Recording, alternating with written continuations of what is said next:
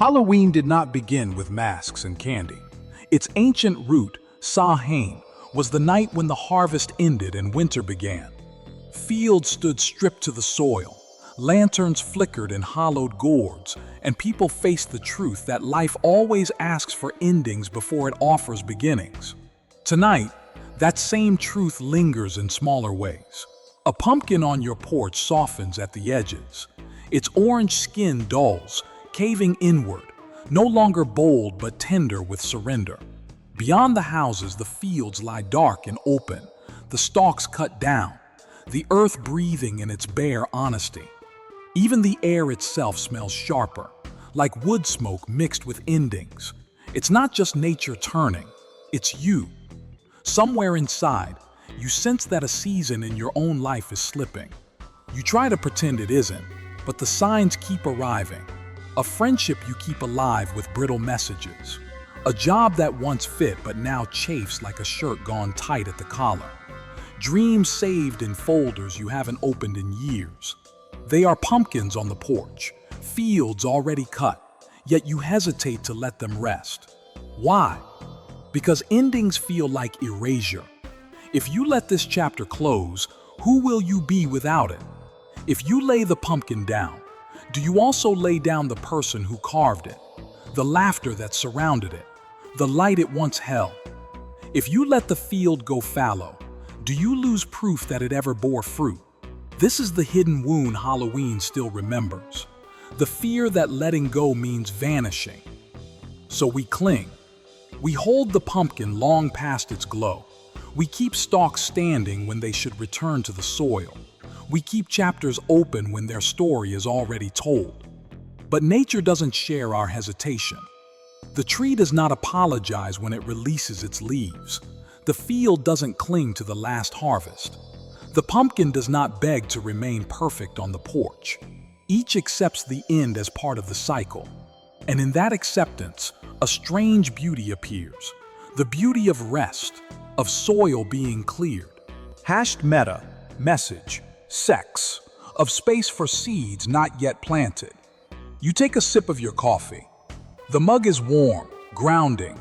The steam curls upward, a small candle in the quiet house. Around you, everything is hushed. The hum of the refrigerator, the clock's slow tick, the faint wind against the window. The silence is not empty. It is preparing.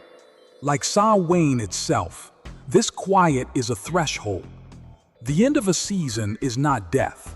It is preparation for what waits unseen. You look again at the porch pumpkin. For the first time, you don't see rot. You see return. You see seeds sinking into earth, carrying a promise the eye cannot yet find. The field outside echoes the same truth. It looks stripped, but underneath, it holds nutrients, rest, and readiness. The power of Halloween was never about fright. It was about courage. The courage to face endings without flinching, to say thank you to what has lived, and then to release it into the soil. It was a ritual of trust. Trust that in the darkness of winter, new life was already waiting. And maybe that is the message for you this morning.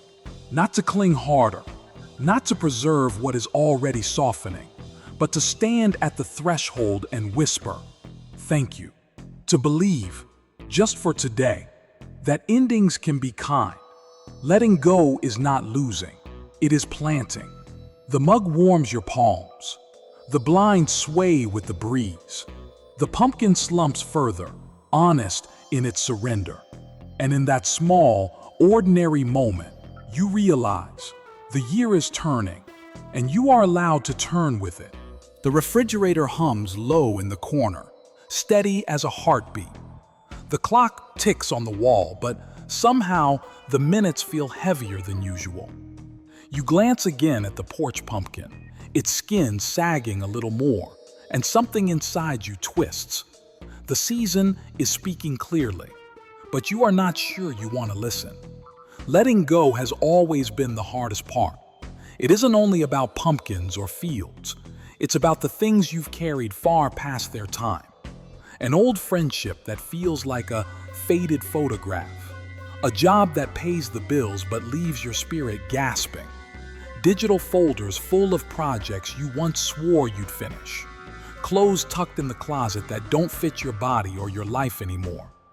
You tell yourself these things keep you safe, tethered to an identity you don't want to lose. But deep down, you know, what once held you is now holding you back.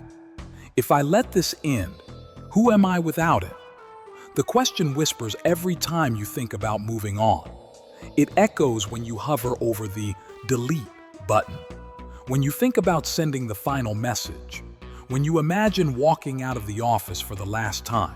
Without these markers, do you disappear too? It's a quiet kind of fear, the kind most people don't talk about. We like to celebrate beginnings, new jobs, new relationships, fresh starts, but rarely do we honor endings. And so we drag them out, even when they've gone stale. We water withered plants because we can't bear to admit they've died. We scroll old conversations hoping they'll feel alive again.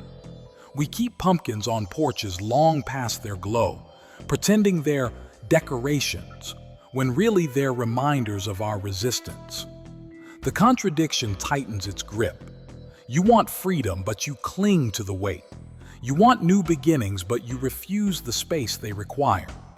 Holding on feels like loyalty, but in truth, it's become suffocation.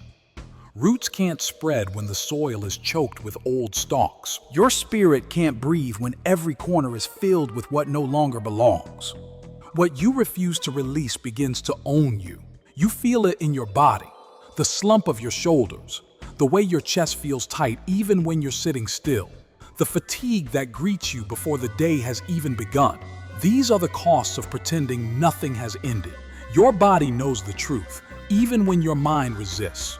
The refrigerator hum deepens. The clock ticks louder. You realize how often you live in this suspended space, half present, half clinging. The silence between sounds becomes a mirror. You see yourself holding things you no longer love, keeping them upright like the sagging pumpkin, afraid that if you let go, you will lose not just the object but the version of yourself attached to it. It hurts because there was love here once. Joy once bloomed in that friendship. Pride once burned in that job. Hope once pulsed in those dreams. To let them go feels like betrayal. But perhaps it is not betrayal.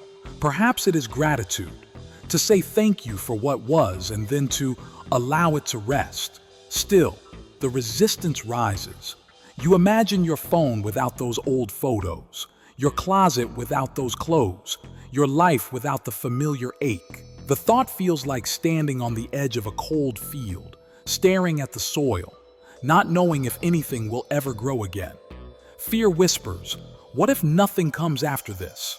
And yet, the field answers with its own quiet certainty.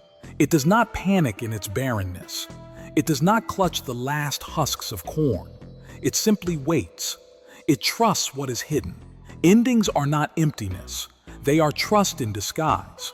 You hold your mug closer, though the coffee inside has gone cold. You realize you've been holding it out of habit, not for warmth. Just like the folders on your computer, the conversations in your phone, the memories you gone. Cold things, once alive, now clutched for no reason except fear of the silence. The refrigerator hums. It's obvious skepticism is goading. But the fact that something that's costable, with whether you won't honor them or resist them. The pumpkin waits, slumped but dignified. The field waits, bare but breathing.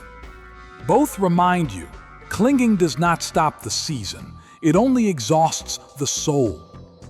And so you sit, mug in hand, silence pressing close, and face the truth. Endings are already here. The choice is whether to meet them with fear or with gratitude. The morning stretches on, but something inside you feels caught.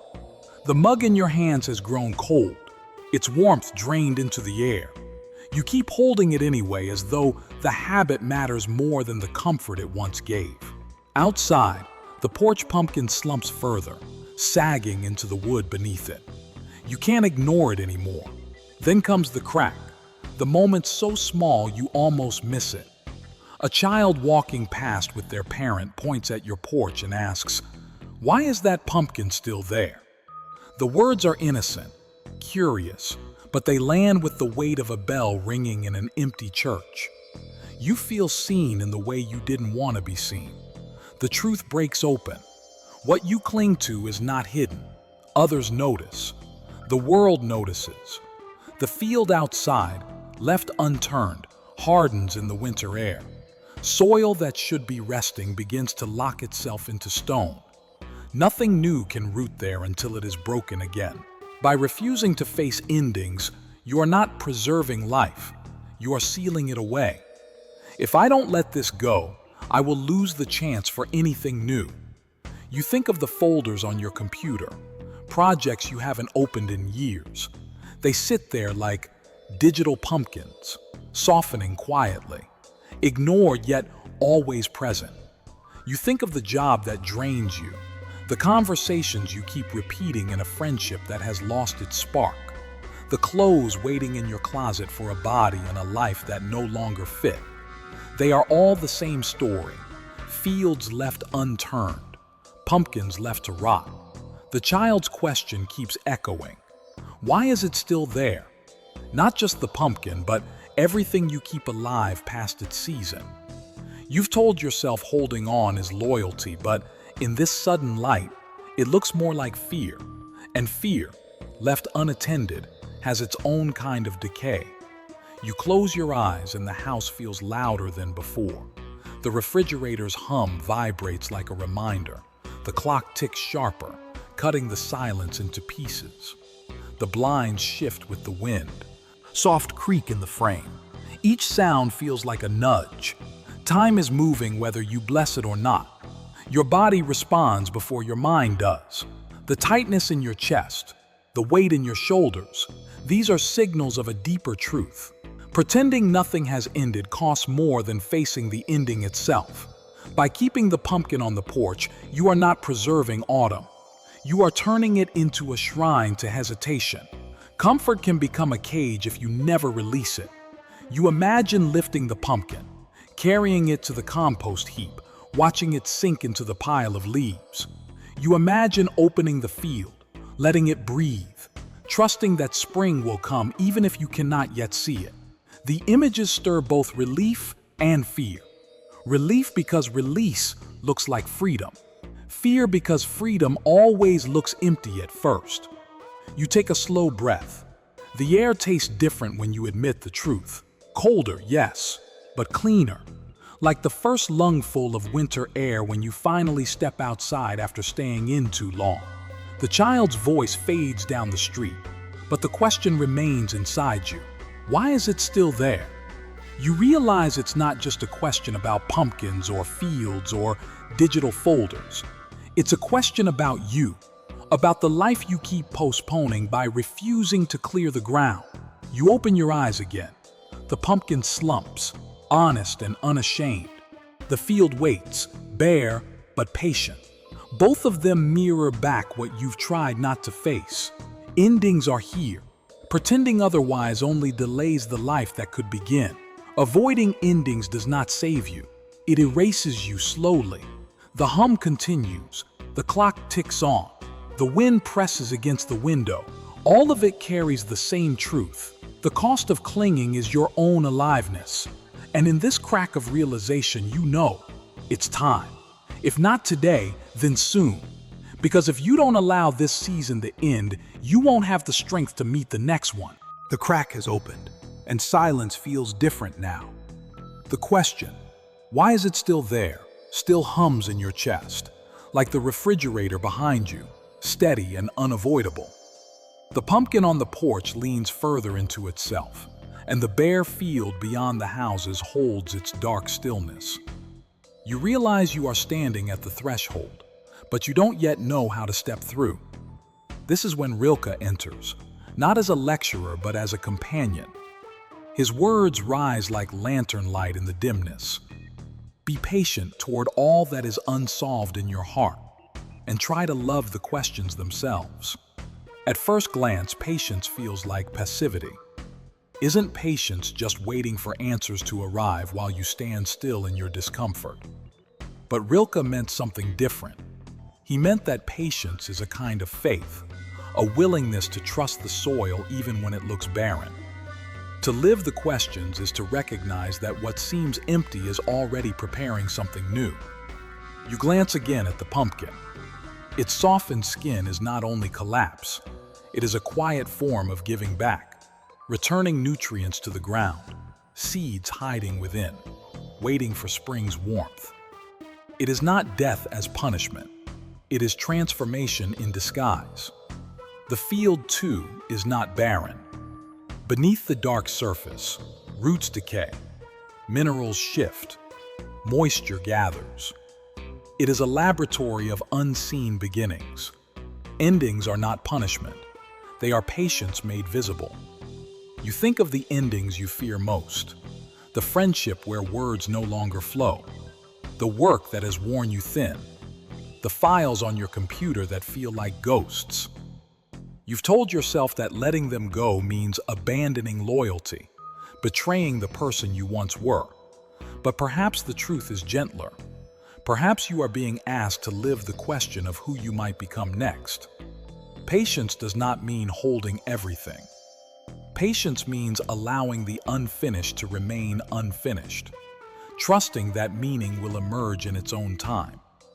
The soil does not rush. The pumpkin does not resist. The field does not apologize for being bare. Why then do you demand of yourself endless continuation? You sip the last of your coffee, now lukewarm, and realize the act itself is symbolic.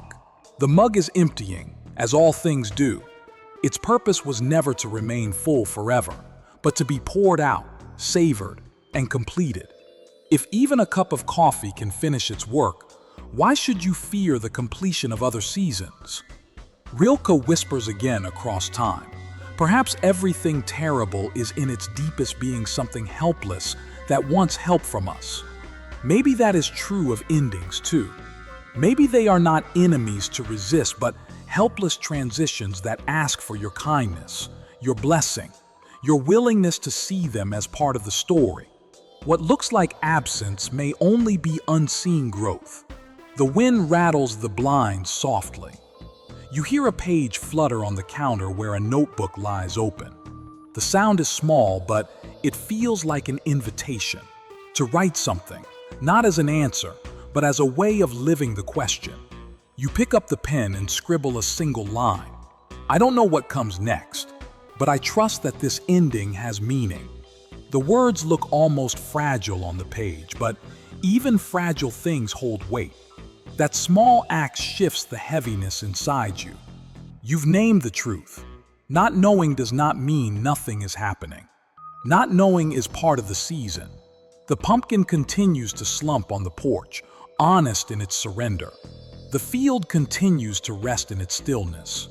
Both remind you of what Rilke has been saying all along. Do not rush to fill the silence.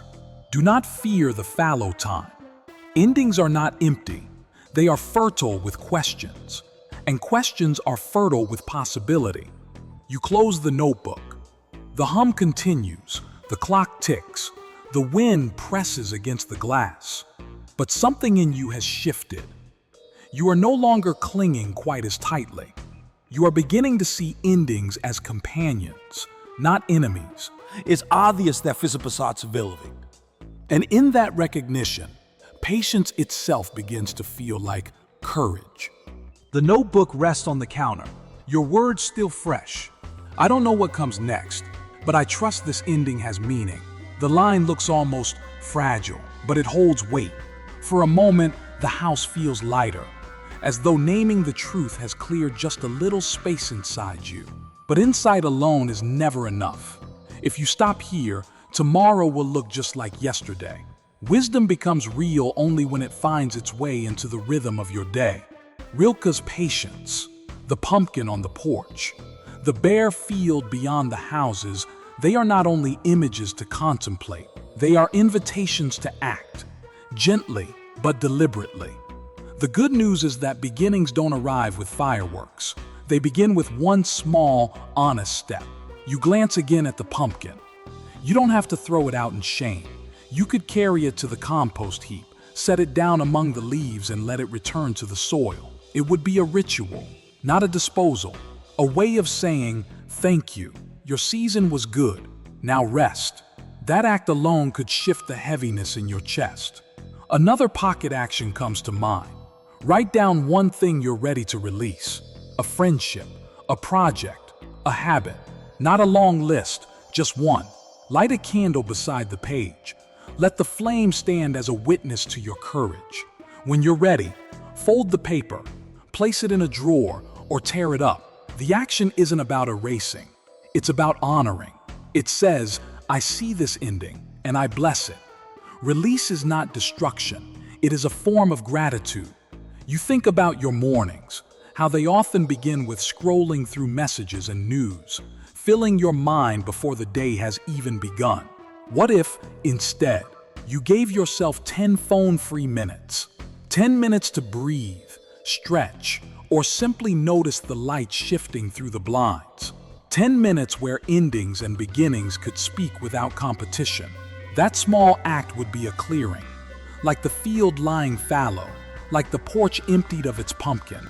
Another action could be even simpler. Write 3 intentions for the day. Not goals or tasks, just intentions. Be kind in one conversation. Notice the color of the sky. In one thing that is ready to end. Intentions are seeds. They may be small, but they remind you that you have agency. Even in a season of endings, you can plant quietly toward beginnings. You imagine yourself walking through the neighborhood, crisp air brushing your face, leaves crunching underfoot. A mindful autumn walk doesn't solve everything, but it does something subtler. It teaches your body what your mind resists. Bare branches are not failures, they are preparations. In every empty tree is the promise of green. That truth seeps into you more deeply than words can reach. If you skip the release, tomorrow repeats yesterday. These actions are not dramatic. No one else may even notice them. But that is their power. They are small enough to begin today, and meaningful enough to begin reshaping tomorrow. Washing one dish becomes a ritual of clearing space. Carrying the pumpkin becomes a prayer of return. Taking 10 phone-free minutes becomes a vote for presence. Lighting a candle becomes a quiet act of courage. You sip the last of your coffee, even cold, and it tastes different now. Not like something clung to out of habit, but like a companion you're ready to set down once it's done. That is what these small practices teach. To honor the purpose of each thing, then release it when its work is finished. Renewal begins not in grand gestures, but in ordinary acts of release. The house hums with its usual sounds, the refrigerator, the clock, the wind, but beneath them, a new rhythm is forming. You have moved from thought to action, from resistance to release. The season is still turning, but now you are turning with it. The candle burns low on the counter, a small flicker in the stillness. Outside, the wind has quieted, and the pumpkin waits on the porch in its softened state. You step closer to the window and notice how the last light of the day brushes across its surface, not hiding its collapse, but almost blessing it. The field beyond the houses lies bare, but the bareness feels different now. Less like loss, more like rest. All day the world has been showing you the same truth. Through the pumpkin, through the field, through the silence between hums and ticks, it has been whispering. Endings are not failures. They are part of the rhythm of living. You breathe this in, slow and steady. For the first time, you don't rush to push the thought away. You let it stay. The porch pumpkin, once a reminder of what you clung to, now becomes a teacher of release. The field, once a mirror of emptiness, now becomes a symbol of readiness. These images close the circle. They began as heaviness, but they end as guides. The world hasn't changed, but you have. You glance at the mug on the table. empty now, but not sad. Its emptiness is proof that it served its purpose. The same is true for chapters of your life. They do not have to last forever to be meaningful. They only have to be honored for what they gave and then released when their season is complete. You open the door and step onto the porch. The air is cool, sharp with the scent of smoke and fallen leaves.